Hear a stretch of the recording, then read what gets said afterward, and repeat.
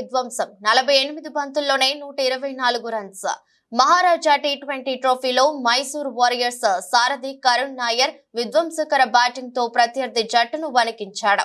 బెంగళూరులోని చిన్నస్వామి స్టేడియంలో మంగళూరు డ్రాగన్స్ తో జరిగిన మ్యాచ్ లో 43 బంతుల్లోనే సెంచరీ బాదాడు. మొత్తంగా 48 బంతుల్లోనే 124 పరుగులు చేశాడు. ఈ ఊచకోత ఇన్నింగ్స్ లో 9 సిక్సర్లు 13 బౌండరీలు బాదాడు టీమిండియా క్రికెటర్. 258.33 స్ట్రైక్ రేట్ తో బ్యాటింగ్ చేయడం విశేషం. ఇక మొదటి టాస్ గెలిచిన మంగళూరు కెప్టెన్ శ్రేయస్ గోపాల్ మైసూర్ వారియర్స్ ను బ్యాటింగ్ కు ఆహ్వానించాడు. తొలుత మైసూర్ ఇన్నింగ్స్ నెమ్మదిగానే సాగింది.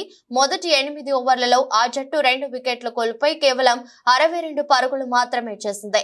ప్రారంభంలో త్వరగా వికెట్లు పడటంతో సమిత్ ద్రవిడ్ తో కలిసి కెప్టెన్ కరుణ్ నాయర్ ఇన్నింగ్స్ ను ముందుకు నడిపించాడు. ఈ ద్వయం 21 బంతుల్లో 36 పరుగులు జోడించింది. ఆ తర్వాత సమిత్ 16 పరుగుల వ్యక్తిగత స్కోర్ వద్ద అవుట్ అయ్యాడు.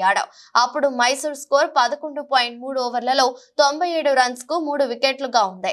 ఇక్కడి నుంచి నాయర్ ఊచకోత మొదలైంది. అంతే, బౌండరీల వర్షం కురిసింది. దీంతో ఆ జట్టు నిర్ణీత 20 ఓవర్లలో 4 వికెట్ల నష్టానికి 226 పరుగులు చేసింది.